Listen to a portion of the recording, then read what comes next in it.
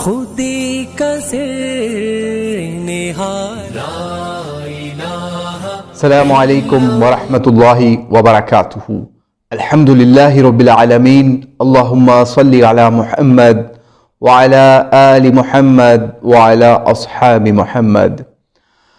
آج ہم آپ کے سامنے ایک ایسی شخصیت کو پیش کرنے جا رہے ہیں کہ لوگ ان کو اسکالر سمجھتے تھے، لیکن یہ عمر صدیق کے خلاف کیسی زبان استعمال کر رہے ہیں آپ خود ملاحظہ کیجئے، پھر ہم آپ کے سامنے اس کے اوپر کچھ ریویو اور اس کی کچھ حقیقت ریویل کرتے ہیں۔ قسم اس طرح کے فتنے بعد نہیں ہیں، اس طرح کے فتنہ پرور نہیں ہیں۔ آج یہاں پہ ایک اعلان کر جائیں تو تیری جرت نہیں، تو اپنے گھر سے باہر نکل، پاکستان کے اہل حدیث تجھے جوتیاں مار مار کے تیرے گھر میں گھسا دے۔ آج یہ میرے بھائی نے جو بات کی ہے، جو علماء کے غدار ہیں، رافضیوں کے یار ہیں، آپ کو اور مجھے اپنے سٹیج کو ان بدبختوں سے بھی پاک کرنا ہوگا۔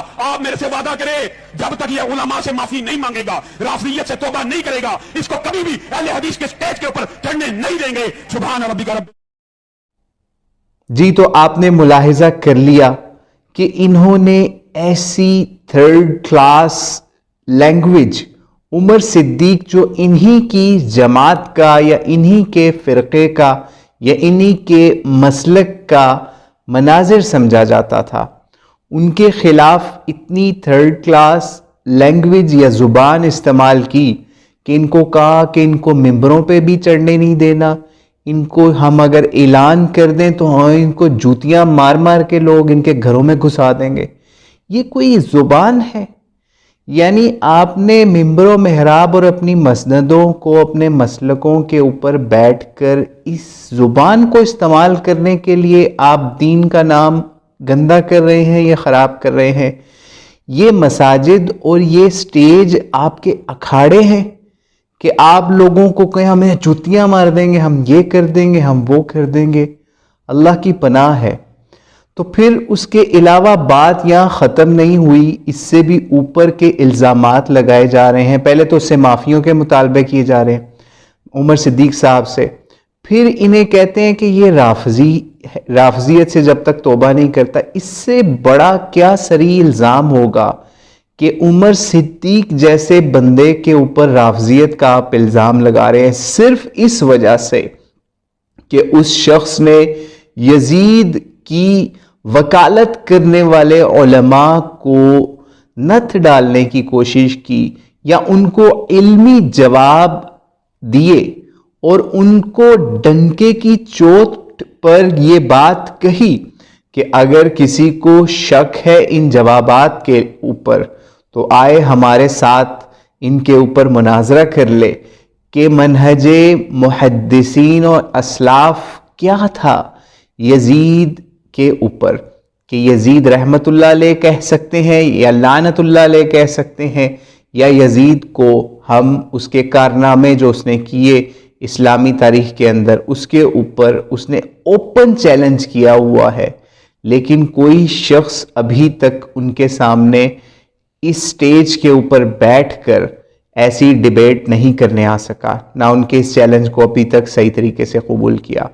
جو مصطفیٰ غلام مصطفیٰ امن پوری عرف یزیدی صاحب نے ان کے سامنے آ بھی گئے، کیونکہ وہ ان کے مدرسے میں چلے گئے تھے، پتہ نہیں کون پکڑ کے ان کے سامنے بٹھا دیا، اس کے اندر بھی کوئی دلائل کا تبادلہ نہیں ہوا دونوں طرف سے، کیونکہ کوئی دعویٰ ہی نہیں رکھ رہا تھا اپنا۔ عمر صدیق کہتا رہا ان کو کہ آپ آئیں میرے ساتھ اس چیز پہ بات کریں کہ منہج سلف یا منہج محدثین کیا ہے یزید کے اوپر، لیکن وہ نہیں آئے اور فرار ہو گئے۔ اسی طریقے سے اب جو لوگ عمر صدیق کے اوپر رافضیت کا نیا الزام لگا رہے ہیں، وہ اس کے پیچھے صرف یزیدیت چھپی ہوئی ہے۔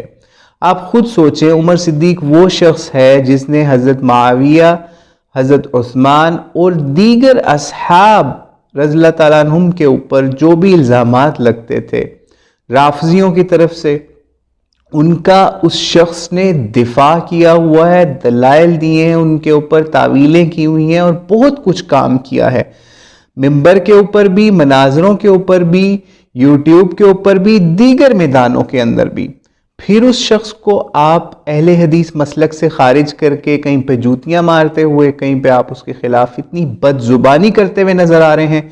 تو ایک طرف تو ان کا دعویٰ تھا جو ہم نے ویڈیو بھی دکھائی کہ یہ معافی مانگے، تو کیا اب آپ بھی اس بد زبانی کے اوپر عمر صدیق، جس کو آپ کی جماعت کا ہی عالم پوری دنیا سمجھتی ہے، کیا آپ اپنے اس مسلک کے ہم مسلک بندے سے معافی مانگیں گے جیسا کہ آپ اس سے خود مانگنے کے لیے ڈیمانڈیں کر رہے ہیں؟ بالکل نہیں، آپ اس بندے سے معافی نہیں مانگیں گے. تو اللہ سے دعا ہے اللہ ان لوگوں کو ہدایت دے. اور ایک ہم اینڈ میں عمر صدیق صاحب کا بھی ایک کلپ لگا دیں. کو برا کہا گیا تم شاعر ہے، اور حسین کے بارے میں زبان درازیاں کرنے والوں، تمہاری زبان کرتی سے کھینچ کے ٹاپ دوں گا. حسینیت، حسینیت، چھوڑ دے حسینیت، چھوڑ دے چھوڑ. ایک منٹ میں جماعت کے نظم کا پابند ہوں. کہ انہوں نے بھی پچھلے دنوں ایک جلسے کے اندر حسینیت زندہ باد کے نعرے لگوانا روک دیے. صرف اس وجہ سے روکے اور ساتھ بتایا بھی کہ میں جماعت کے نظم کی پابندی کر رہا ہوں، کیونکہ ان کو بڑوں نے، بزرگوں نے یہ بات سمجھائی کہ آپ اس نعرے کو بھی پرموٹ نہ کریں کیونکہ اس سے مزید انتشار پھیلے گا. تو وہ بندہ تو اس چیز سے بھی بیک فٹ پہ ہو گیا، لیکن یزیدیت کے خلاف وہ ابھی تک بیک فٹ پہ نہیں گیا، فرنٹ فٹ پہ ہی کھڑا ہے. تو اللہ سے دعا ہے کہ اللہ ان لوگوں کو ہدایت دے، اور جو یہ کام غلط کر رہے ہیں، بد زبانیاں کر رہے ہیں علماء کے خلاف، ان کو اللہ سمجھ عطا فرمائے. السلام علیکم ورحمۃ اللہ وبرکاتہ.